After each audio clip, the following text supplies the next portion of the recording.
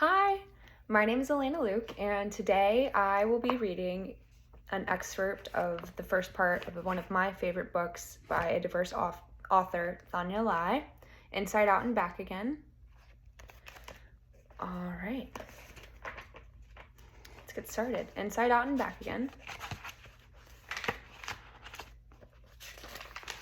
To the millions of refugees in the world, may you each find a home. Part 1, Saigon. 1975, Year of the Cat. Today is Tet, the first day of the lunar calendar. Every Tet, we eat sugary lotus seeds and glutinous rice cakes.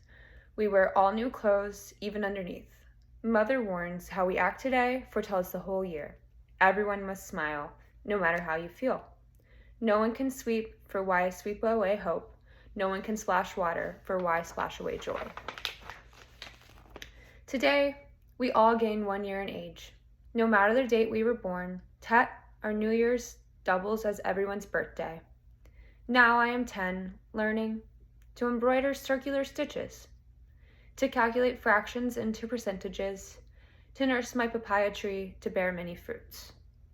But last night I pouted when Mother insisted one of my brothers must rise first this morning to bless our house, because only male feet can bring luck. An old, angry knot expanded in my throat.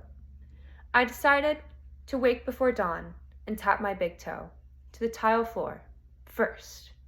Not even Mother, sleeping beside me, knew. February 11th. Inside Out. Every New Year Mother visits, the one Ching teller of fate. This year he predicts our lives will twist inside out.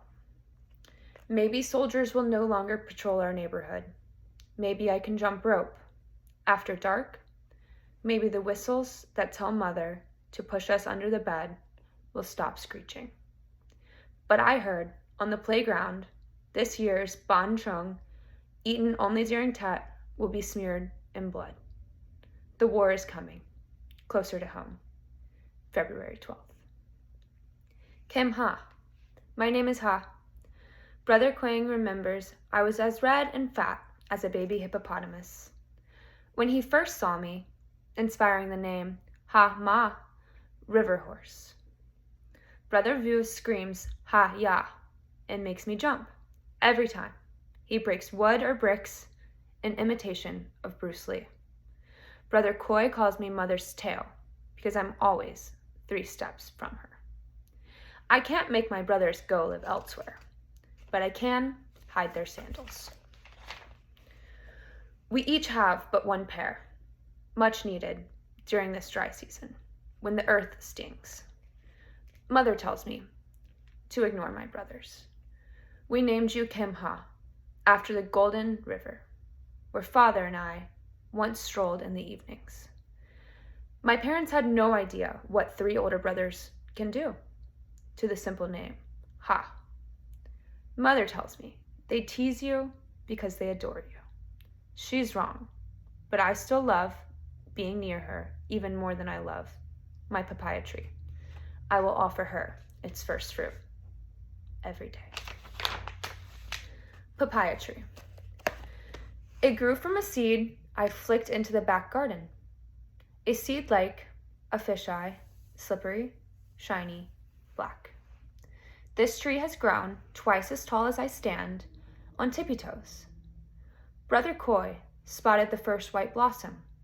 4 years older, he can see higher. Brother Vu later found a baby papaya, the size of a fist, clinging to the trunk. At 18, he can see that much higher. Brother Quang is oldest, 21 and studying engineering. Who knows what he will notice before me? I vow to rise first every morning, to stare at the dew on the green fruit shaped like a light bulb. I will be the first to witness its ripening. Mid-February. Titi waves goodbye. My best friend Titi is crying hard, snotting the hem of her pink fluffy blouse. Her 2 brothers also are sniffling, inside their car, packed to the roof with suitcases. Titi shoves into my hand a tin of flower seeds we gathered last fall. We hoped to plant them together. She waves from the back window of their rabbit-shaped car. Her tears mix with long strands of hair, long hair I wish I had. I would still be standing there, crying and waving to nothing, if Brother Coy hadn't come to take my hand. They're heading to Vung Tau, he says, where the rich go, to flee Vietnam, on cruise ships. I'm glad we've become poor, so we can stay. Early March. Missing in action. Father left home on a Navy mission on this day 9 years ago, when I was almost 1. He was captured on Route 1, an hour south of the city, by moped. That's all we know. This day, Mother prepares an altar to chant for his return, offering fruit, incense, tuberoses, and glutinous rice. She displays his portrait taken during Tet, the year he disappeared. How peaceful he looks, smiling, peacock tails at the corners of his eyes. Each of us bows and wishes and hopes and prays. Everything on the altar remains for the day, except for the portrait. Mother locks it away as soon as her chant ends. She cannot bear to look into Father's forever young eyes. March 10th. On weekdays, Mother's secretary in a Navy office trusted to count out salaries in cash at the end of each month. At night, she stays up late, designing and cutting baby clothes to give to seamstresses. A few years ago, she made enough money to consider buying a car.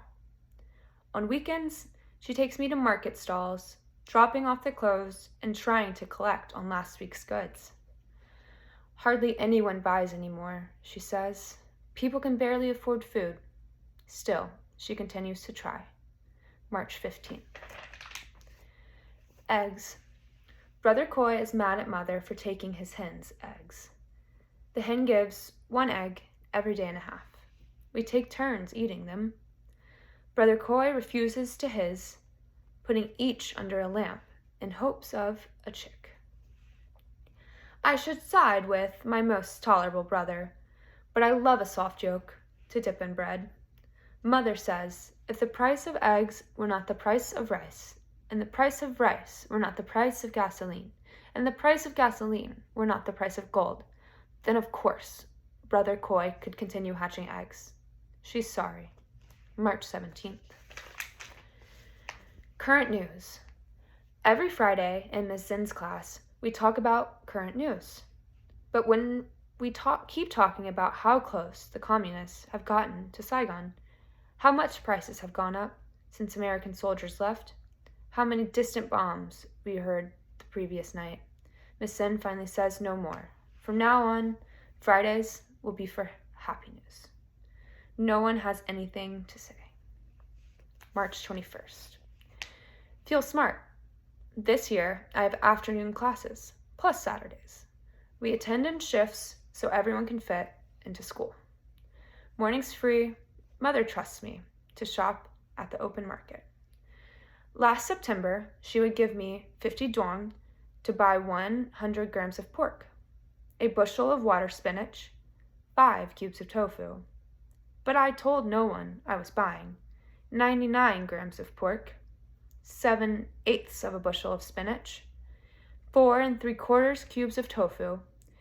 Merchants frowned at Mother's strange instructions. The money saved bought a pouch of toasted coconut, 1 sugary fried dough, 2 crunchy mung bean cookies. Now, it takes 200 dong to buy the same things. I still buy less pork, allowing myself just the fried dough. No one knows, and I feel smart. Late March. 2 more papayas. I see them first. 2 green thumbs that will grow into orange-yellow delights, smelling of summer. Middle sweet between a mango and a pear. Soft as yam, gliding down after 3 easy, thrilling chews. April 5th. Unknown father. I don't know any more about my father Then the small things mother lets slip. He loved stewed eels, pâté chaud pastries, and of course his children, so much that he grew weary, watching us sleep. He hated the afternoon sun, the color brown, and cold rice. Brother Quang remembers father often said, "tout de suite," the Vietnamese way to pronounce the French phrase tout de suite, meaning right away. Mother would laugh when father followed her around the kitchen repeating, "I'm starved for stewed eel. Tuyet set." Sometimes I whisper tuyet set to myself to pretend I know him. I would never say tuyet set in front of mother. None of us would want to make her sadder than she already is. Every day. TV news. Brother Quang races home from class, throws down his bicycle, exhausted, no longer able to afford gasoline for his moped. "Unbelievable," he screams, and turns on the TV. A pilot for South Vietnam bombed the presidential palace, downtown, that afternoon. Afterward, the pilot flew north and received a medal. The news says the pilot has been a spy for the communists for years. The communists captured father. So why would any pilot choose their side? Brother Quang says, one cannot justify war unless each side flaunts its own blind conviction. Since starting college, she shows off even more with tangled words. I start to say so, but mother pats my head, her signal for me to calm down. April 8th. Birthday. I, the youngest, get to celebrate my actual birthday, even though I turned a year older like everyone else at 10. I, the only daughter, usually get roasted chicken, dry bamboo soup, and all-I-can-eat pudding. This year, mother manages only banana tapioca and my favorite black sesame candy. She makes up for it by allowing one wish. I dye my mouth sugary black and insist on stories. It's not easy to persuade mother to tell of her girlhood in the north, where her grandmother's land stretched farther than doves could fly, where looking pretty and writing poetry were her only duties.